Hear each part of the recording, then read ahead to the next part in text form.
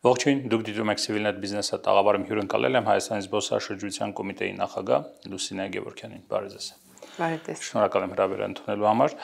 Տիկին Գևորգյան, վերջին 3-4 ամիսների ընթացքում, եթե համեմատենք նախորդ ամիսների հետ, ունենք բավական հետաքրքիր աճ զբոսաշրջային այցելությունների Հայաստանում նախորդ տարիների նույն ժամանակահատվածի հետ համեմատ, բայց դրան զուգահեռ մենք ունենք նաև սեպտեմբերին անկում։ Նախ այդ աճի մասին, հա, ինչ որ պայմանավորված հանկարծակի աճը վերջին 3-4 ամիսների։ Թույլ տվեք չհամաձայնել հանկարծակի բառի հետ։ Այդ հանկարծակի նախորդած ամիսներին անկում էր, դրա համար եմ ասում։ Նախորդ ամիսներին ունեցանք տարածաշրջանային գեոպոլիտիկ իրադարձություններ, որոնք լուրջ ազդեցություն ունեցան միայն Իրան-իսրայելական հակամարտության օրերին ամբողջությամբ պարալիզացվել էր տարածաշրջանը եւ դա էր պատճառը, որ մայիս ամիսը նախատեսածից վատ ցուցանիշներ գրանցեցինք։ Իսկ ինչ վերաբերվում է ամառվա ամիսների դրական ցուցանիշներին, դա նախորդ տարվա եւ այս տարվա առաջին կիսամյակում արված աշխատանքի արդյունքն է։ Մենք եւ մարքեթինգային արշավներ ենք իրականացնում եւ էքսպոների ենք մասնակցում եւ նաեւ ինչու՞ չէ շատ լուրջ ազդեցություն ունի իրադարձային զբոսաշրջությունը 2-3 խոշոր համերգները շատ ակնհայտ ցույց տվեցին հենց իրադարձային туриզմի ազդեցությունը մեր երկրում զբոսաշրջության վրա։ Իրադարձային туриզմի համար ծախսվող գումարներ, հատկապես նկատի ունեմ ոչ թե մասնավորի կողմից, այլ պետության կողմից տվյալ դեպքում Ջենիֆեր Լոպեսի համերգի համար ծախսված գումարներս։ Այս թեմային չէի ուզում անդրադառնալ, բայց քանի որ խոսեցիք դրա մասին, ձեր տեսանկյունից որ նայում ենք, հա, ծախսված պետության ծախսած գումարները եւ տրված արդյունքը մեկը մյուսին փակում են, իսկապես արդարացված է այդ ծախսը։ Այս հարց ունի երկու կոմպոնենտ,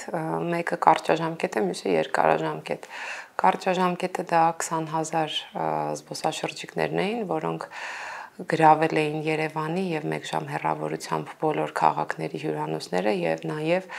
օրավարձով տրվող բնակարանները։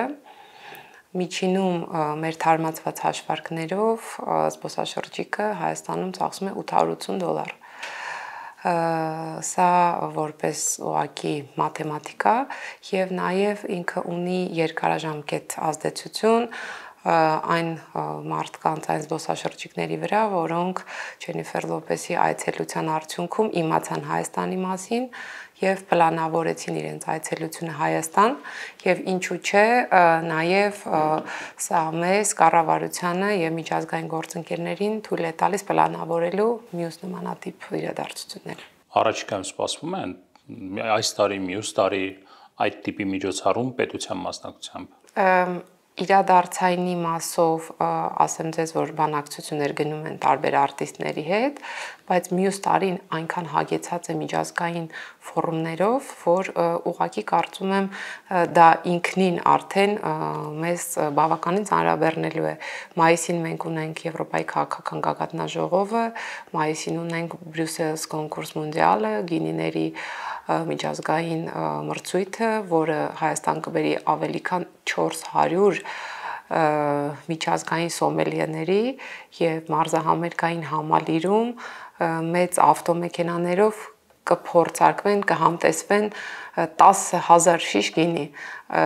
Սա աննախադեպ իրադարձություն է մեզ համար եւ նաեւ տարեվերջում գիտեք, որ մենք պատրաստվում ենք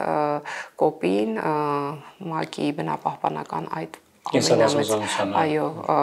համաժողովին, այսինքն արդեն մենք ունենք պլանավորած այս 3 խոշորագույն ֆորումները, ինչպես նաև բժշկական ֆորում ունենք, սպորտային միջոցառումներ ունենք, այսինքն այս բոլոր մայիսերը բիզնես զբոսաշրջության եւ ֆորումների մակարդակով անցկացվող նախատեսվող միջոցառումները կանխատեսում են, որ հաջորդ տարի նույնպես բուռն է լինել զբոսաշրջային առումով։ Կա հաշվարկ միաժամանակ Հայաստանը քանի զբոսաշրջիկ կարող է ընդունել, որքան է մահճակալային ֆոնդը այդ առումով։ Իհարկե կա, այդ հաշվարկը մենք արեցինք այս տարի եւ ստեղծեցինք այդ բազան լուսանկարներով եւ հստակ չափորոշիչներով ըստ աստղայնության, չնայած աստղերը դեռ չենք բաշխել, նոր է կառավարության որոշումները ուժի մեջ մտել։ Այո։ Միաժամանակ մինչև 20,000 հյուրերի հանգիստ կարող ենք Երևանում եւ շրջակա քաղաքներում տեղավորել։ Այսինքն միաժամանակ եթե 20,000 մարդ Հայաստան մտնենք, խնդիր չի ունենա տեղավորվելու հետ կապված։ Շատ լավ։ Այնուամենայնիվ սեպտեմբերին մենք ունեցանք որոշակի անկում նախորդ տարվա եւ դրանից 2023 թվականի հետ համեմատած, եթե չեմ սխալվում։ Ինչով էր պայմանավորված սեպտեմբերի անկումը։ Մեր զբոսաշրջությունը մի փոքր առանձնահատկություններ ունի, մասնավորապես ունենք զբոսաշրջության մեջ Սփյուռք։ Սփյուռքի ամենաակտիվ ամիսը հուլիսի վերջից օգոստոսի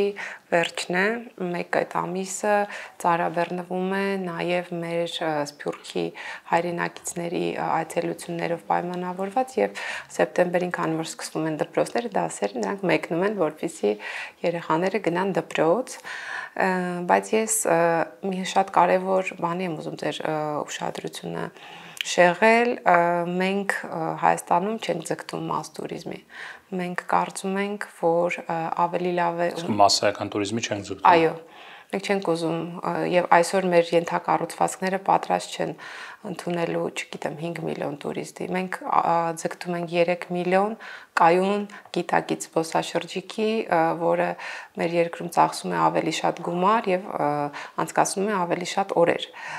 Սա մեր նոր ռազմավարության քաղաքականությունն է եւ կարծում եմ, որ այն զբոսաշրջիկը, որ գալիս է Հայաստան, եւ ակնկալում ենք, որ անցկացնելով մի քանի օր մեր երկրում գումարները կծախսի հյուրանոցներում, գիդերի հետ, ռեստորաններում եւ կցուցաբերի կայուն վարկ, այսինքն չի փչացնի մեր բնությունը եւ կհարգի մեր պատմամշակութային արժեքները։ Անկեղծ ասած, վերջին շրջանում առաջին անգամ կարելի ասել կամ եզակի է նման դեպքերը, որ տեսնում եմ իսկապես տուրիստական խմբեր, որոնք գիդերի հետ շրջում են Երևանում, ենթադրում եմ նրանք նաև մարզեր են գնում եւ նաև երեկոյան եմ ես տեսնում, գիշերներն եմ տեսնում, որ մարդիկ եվրոպական քաղաքներում շատ ենք տեսել, գիշերային տուրեր են կազմակերպում, հատուկ գիդեր կան դրա համար եւ այլ։ Այս խմբային կազմակերպված туриզմը սկսել է վերակենդանանալ Հայաստանում, հա, եւ տարբեր ուղղություններ բացվեցին այս ընթացքում, օրինակ Չինաստանի ուղղությունը բացվեց, ինքը որովհետեւ ինքը ամենակիչ այցելություններ ունեցող ուղղություններից էր, թեպետ Չինաստանը հանդիսանում է туриզմի զբոսաշրջային այցելությունների արտաքին աշխարհ դեպի զբոսաշրջային այցելություններ ունեցող ամենամեծ երկրներից մեկը այդ առումով, ամենամեծ շուկաներից, դոնորներից մեկը։ Մենք կարող ենք ասել, որ Չինաստանից ունենք բավական ակտիվ տուրիստական այսպես հոսք համեմատած մյուս տարիների հետ։ Չնայած որ ոլորտի մասնագետ չեք, բայց ճիշտ եք նկատել, այո, ունենք, եթե չեմ սխալվում, 38% աճ։ Սա աննախադեպ է նախորդ տարիների հետ համեմատ։ Այդ թիվը փոքր է եղել, հիմա աճել է կտրուկ։ Այո։ Եվ Չինաստանը ընդհանրապես արևելքի շուկան եւ արաբական երկրները մեր թիրախային շուկաներն են, ինչի առաջին հերթին ունենք բազմաթիվ ուղիղ չվերթներ։ Սա զբոսաշրջիկի համար կարելի ասել որոշիչ գործոններից մեկն է, թե ինչու ճանապարհորդել այդ երկիր։ Չինաստանի հետ շատ ակտիվ համագործակցում ենք, 2-3 անգամ զբոսաշրջության կոմիտեում ընդունել ենք չինացի գործընկերներին, նրանց հետ կիսվել ենք մեր թվային պրոդուկտներով, այն բոլոր վիդեոները, ռիլերը, որ մենք գեներացրել ենք, կիսվում ենք եւ իրենց մոտ մի քիչ այլ ձև է գործում, ոչ թե այնքան Instagram կամ Facebook կամ TikTok, իրենք ունեն իրենց սոցիալական ցանցերը, որոնք հասանել են միլիարդավոր մարդկանց եւ հենց հիմա Հայաստանում է գտնվում 12 հոգանոց չինացի ժուրնալիստների եւ ինֆլուենսերների խումբը, այո, որոնք մեզ մոտ անում են տարածաշրջանային տուր։ Մենք նրանց հրավիրել ենք Վրաստանից եւ նրանք հետո գնալու են Ադրբեջան։ Սա շատ կարեւոր հանգամանք է, քանի որ չինացի զբոսաշրջիկը կամ ընդհանրապես զբոսաշրջիկը, որը Հայաստան հասնելու համար կամ տարածաշրջան հասնելու համար ծախսում է 8 եւ ավել ժամ, նախընտրում է իրականացնել այդ համատեղ տուրերը, տարածաշրջանային տուրերը, եւ այս մասով նաեւ վրացի գործընկերների հետ մենք փորձում ենք համագործակցության նոր եզրեր գտնել, որպեսզի Հայաստան ժամանող կամ Վրաստան ժամանող զբոսաշրջիկները այդ տարածաշրջանային տուրերից օգտվեն։ Իսկ մեկ փաթեթի մեջ դիտարկեն կարելի ասել երկու երկիրը, այստեղ այցելողը գնա Վրաստան, Վրաստան այցելողը գա Հայաստան։ Շատ լավ, ասացիք, ձեզ համար կարևոր է, Հայաստանի կառավարության համար կարևոր է նոր ռազմավարությամբ ոչ թե ունենալ մասսայական տուրիզմ, այլ 3 միլիոն մոտավորապես գիտակցված եւ ծախսող տուրիստներ։ Կայուն վարկագիծ դրսևորող եւ այո, շատ լավ, ինչու եք եկել այդ եզրակացությանը, որ հենց 3 միլիոն, բայց ոչ 3.5 միլիոն, 4 միլիոն, հա, եւ երբ մեր ենթակառուցվածքները իսկապես պատրաստ կլինեն մասսայական տուրիզմի, թե ընդհանրապես չենք էլ ձգտում դրան։ Ոչ թե սահմանել ենք, որ 3 միլիոն եւ ոչ ավել, այլ մեր ռազմավարությունը մինչեւ 30 թվականների, որ հիմա գտնվում է կառավարությունում եւ սպասում ենք վարչապետի հաստատմանը, ուղղակի նախատեսել է այդ աճը։ Ինչով է դա պայմանավորված, ինչու 5 չենք ասում, որովհետև հիմնականում մեր բարձր սեզոնայնության ամիսները գիտենք մայիսից հոկտեմբերն են եւ որպեսզի գնանք այդ արդեն 4-5 միլիոն թվին մենք պետք է նաև ցածր սեզոնայնություն ունեցող ամիսները ծանրաբեռնենք։ Այս է խնդիրը։ Իսկ դրա ուղղությամբ մենք աշխատանք ունենք անելու, զարգացնելու ձմեռային զբոսաշրջությունը, զարգացնելու մայիս տուրիզմը, այսինքն բիզնես զբոսաշրջությունը, այդտեղ կարող ենք ներառել նաև ֆորումները, սպորտային իրադարձությունները, համերգները, այսինքն շեղենք զբոսաշրջային հոսքերը նաև ձմեռային ամիսների վրա։ Իսկ մենք այդ ենթակառուցվածքները ունենք եւ ցածր սեզոնայնության ամիսներին դրանք կարելի ասել կիսադատարկ են մնում համերգային եւ ֆորումային այդ դահլիճները։ Սա է հիմնական պատճառը, որ մենք մեր առաջ իրատեսական թիրախ ենք դրել, չենք փորձում մեր գլխից բարձր թռնել, կայուն քայլերով եւ փաստաթղթի վրա գրված տեսլականով ուզում ենք գնանք, հասնենք այն նպատակին, որը մեզ համար իրատեսական է համարվում։ Որ երկրներն են թիրախավորում, որ երկրներից ենք ցանկանում եւ ձգտում, որ Հայաստանում լինեն զբոսաշրջային այցելություններ։ Բազմիցս նշել եմ, մեր գլխավոր շուկան Ռուսաստանի Դաշնությունն է, մոտ 900,000 զբոսաշրջիկ է գալիս, 40%-ը, 37%-ը մոտավորապես զբոսաշրջիկները Ռուսաստանից են, սակայն նախորդ տարի մենք նկատել ենք դիվերսիֆիկացիա, այս տարի նույնպես թվերը փոփոխվում են, եվրոպական երկրների հետ, որոնց հետ ունենք ուղիղ չվերթներ, սակայն չունենք բավարար այցելությունների քանակ, հիմա աշխատում ենք այդ ուղղությամբ, արաբական երկրներից, գիտեք, վիզաների ազատականացում արեցինք եւ հիմա հայելային նրանք էլ են մեր անձնագրերով վիզաների ազատականում եւ վերջին շրջանում, որը շատ մեզ համար տեսանելի է եւ գովելի, ղազախական շուկան է ակտիվացել, անգամ մի փոքր էսպիսի հումորային միջադեպ տեղի ունեցավ զբոսաշրջության կոմիտեում, քաղաքացի էր զանգել, որը տնտեսվարում է ոսկու շուկայում եւ մեզ հուշում էր, որ ղազախական զբոսաշրջիկները բիզնեսով նաեւ Հայաստանում եկած շատ մեծ հետաքրքրություն են ցուցաբերում ոսկու նկատմամբ Հայաստանում եւ ասում էր եկեք ոսկու նվիրված ֆորում կամ ինչ-որ միջոցառում կազմակերպենք։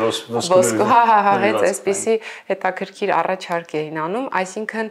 մարդիկ ինքնին բիզնեսը ինքն է արձագանքում եւ շատ լավ է, որ շուկայում ունենք ակտիվություն, նաեւ տնտեսության վրա ունենք ազդեցություն իրականում։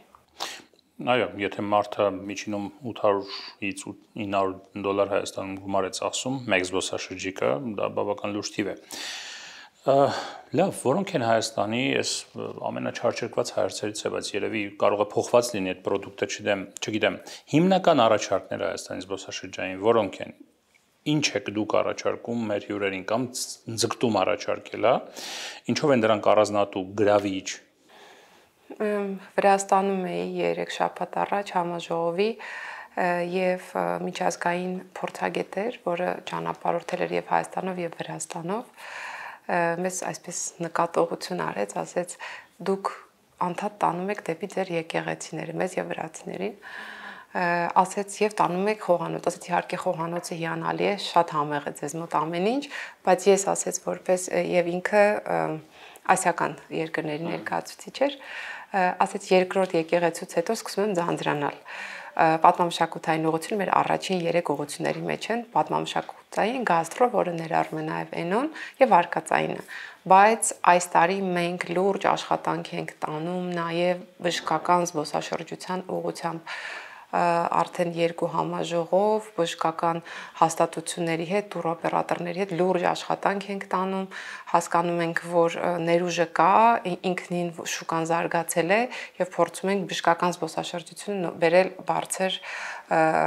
եթե այն առաջին 3-ը հիմնական ներուժ ունեցող ուղղություններն էին, սրանք երկրորդային ներուժ ունեցողությունը եւ ագրոտուրիզմը այդ թվում։ Եվ ինչու՞ չէ, նաև շատ մեծ հետաքրքրություն է առաջացել կրոնական туриզմի ուղղությամբ, հատկապես հյուսիսային Ամերիկայից ունենք առաջարկներ, Ամերիկայի Միացյալ Նահանգներից 2 խոշոր զբոսաշրջային ընկերություններ, որոնք ամբողջ աշխարհում կազմակերպում են կրոնական туриզմ, հետաքրքրված են եւ բանակցում ենք նաեւ այս ուղղությամբ, որովհետեւ նաեւ հասկանալով այնտեղ քաղաքական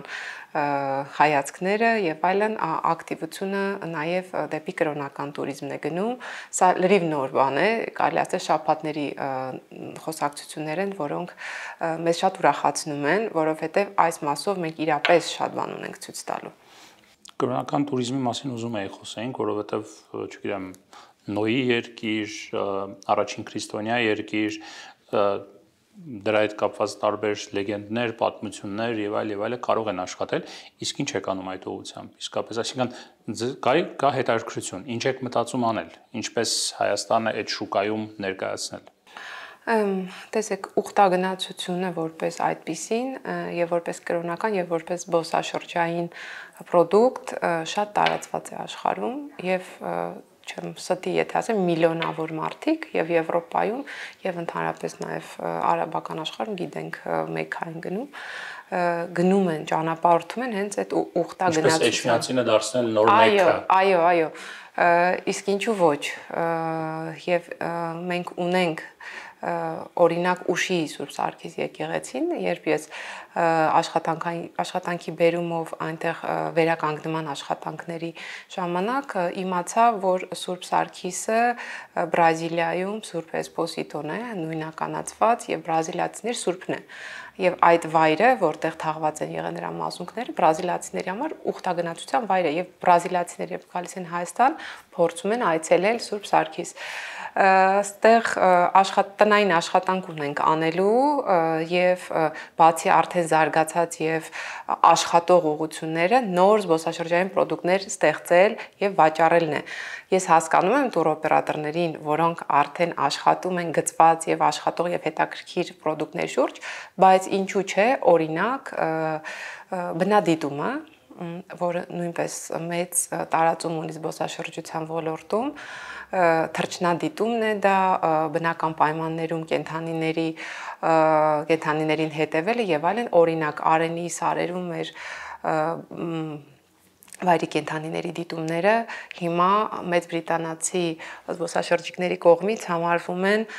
շատ հետաքրքիր զբոսաշրջային ուղղություն։ Այս հետաքրքիր նոր զբոսաշրջային պրոդուկտների վրա մենք մյուս տարի շեշտ կդնենք եւ զբոսաշրջության կոմիտեն միգուցե անի աշխատաժողով, որպեսզի տուրօպերատորները եւ ոլորտի մասնագետները իրար հետ այդ նոր զբոսաշրջային պրոդուկտները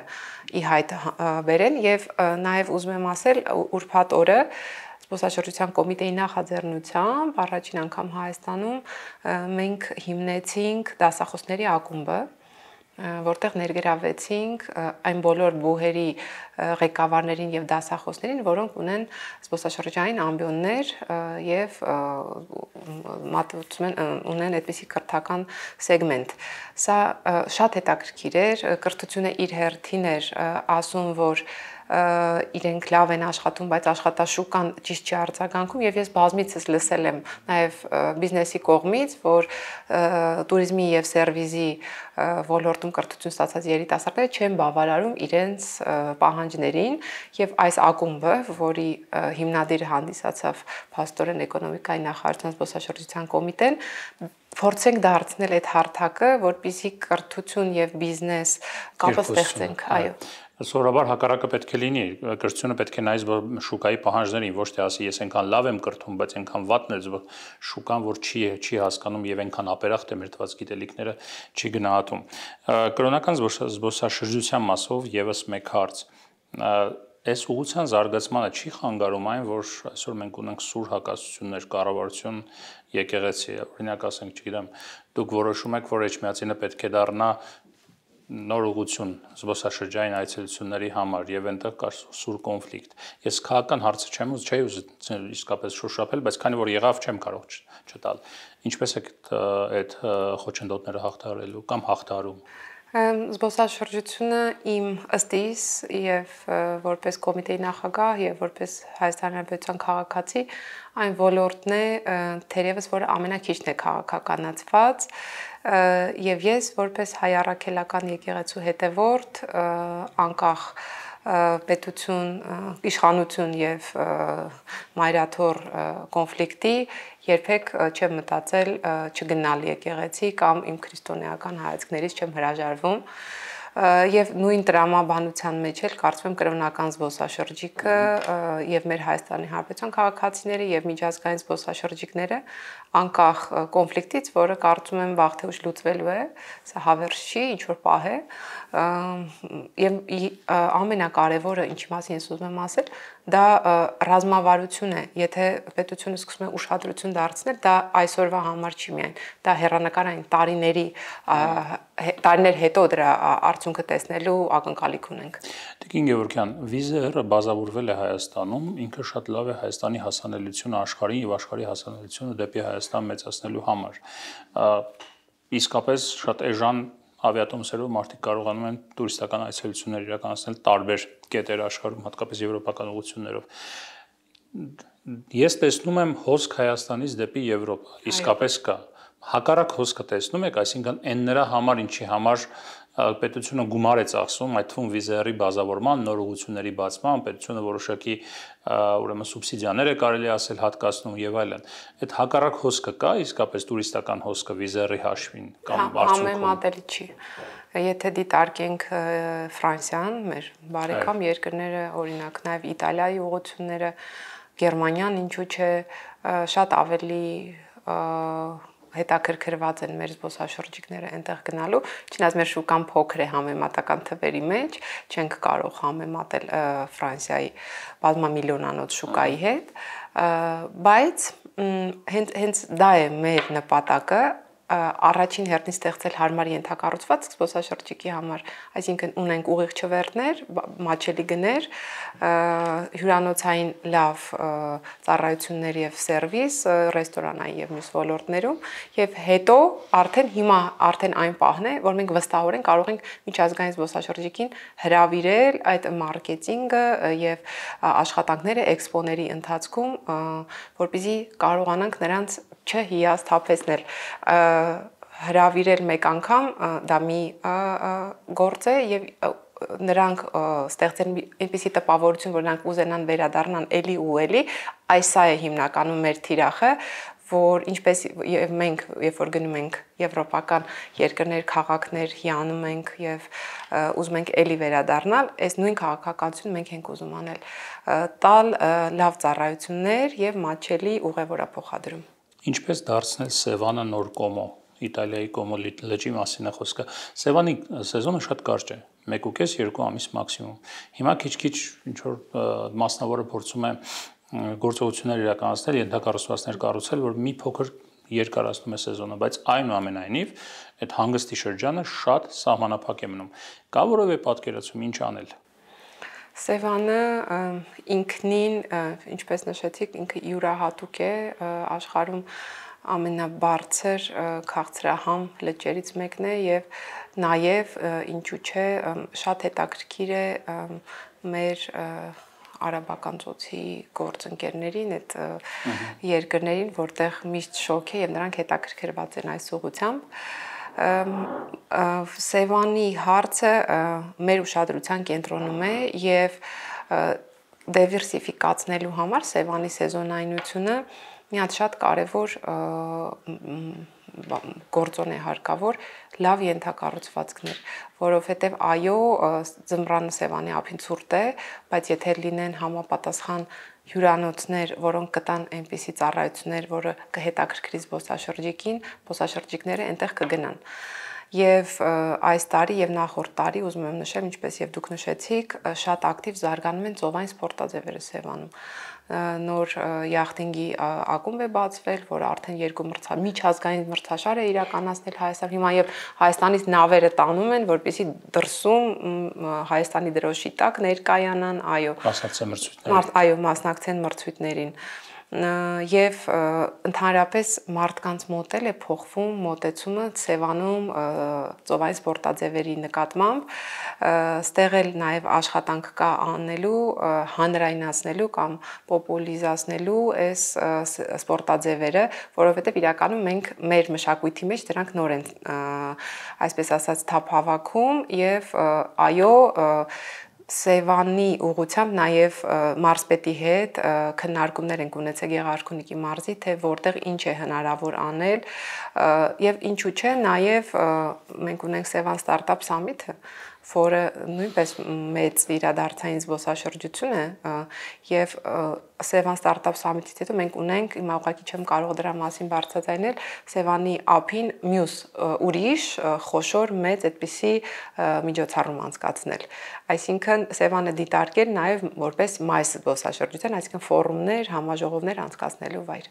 Շնորհակալ եմ զրույցի համար։ Շնորհակալ եմ հրավերի համար։ Civilnet Business-ի տաղավարում ես զրուցեցի Լուսնե Գևորգյանի հետ։ Առողջ եղեք, կհանդիպենք։